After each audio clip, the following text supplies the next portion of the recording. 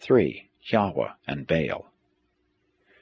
The long drawn-out controversy between the believers in Yahweh and the followers of Baal was a socio-economic clash of ideologies rather than a difference in religious beliefs. The inhabitants of Palestine differed in their attitude toward private ownership of land. The southern or wandering Arabian tribes, the Yahweites, looked upon land as an inalienable, as a gift of deity to the clan. They held that land could not be sold or mortgaged. Yahweh spoke, saying, "The land shall not be sold, for the land is mine." The northern and more settled Canaanites, the Baalites, freely bought, sold, and mortgaged their lands. The word Baal means owner. The Baal cult was founded on two major doctrines.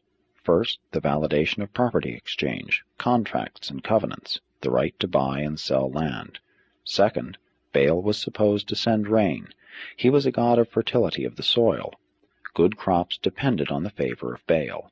The cult was largely concerned with land, its ownership, and fertility. In general, the Baalites owned houses, lands, and slaves. They were the aristocratic landlords and lived in the cities. Each Baal had a sacred place, a priesthood, and the holy women, the ritual prostitutes. Out of this basic difference in the regard for land, there evolved the bitter antagonisms of social, economic, moral, and religious attitudes exhibited by the Canaanites and the Hebrews. This socio-economic controversy did not become a definite religious issue until the times of Elijah. From the days of this aggressive prophet, the issue was fought out on more strictly religious lines, Yahweh versus Baal, and it ended in the triumph of Yahweh and the subsequent drive toward monotheism. Elijah shifted the Yahweh-Baal controversy from the land issue to the religious aspect of Hebrew and Canaanite ideologies.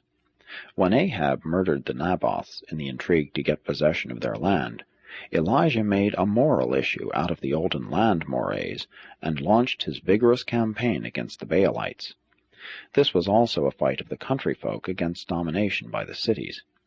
It was chiefly under Elijah that Yahweh became Elohim.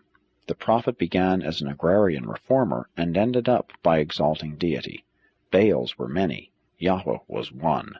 Monotheism won over polytheism.